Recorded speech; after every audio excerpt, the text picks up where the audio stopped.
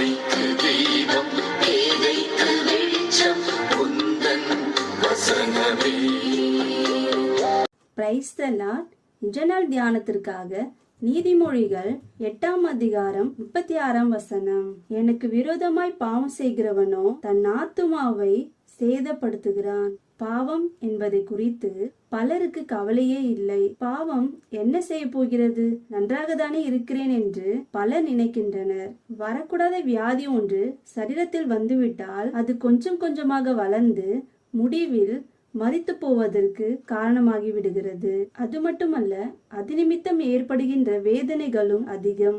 ஒருவர் பாவம் செய்யும் பொழுது அவருக்குள் இருக்கும் ஆத்துமா பாதிக்கப்படுகிறது.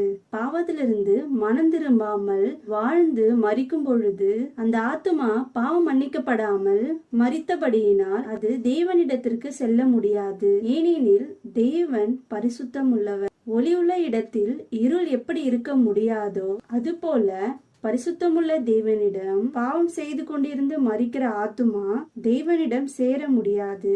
மேலும் பூமியில் வாழும் நாளெல்லாம் சமாதானமின்மையே பலனாக இருக்கும்.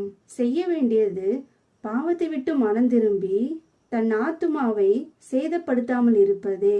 ஆமேன். ஜீவனுள்ளது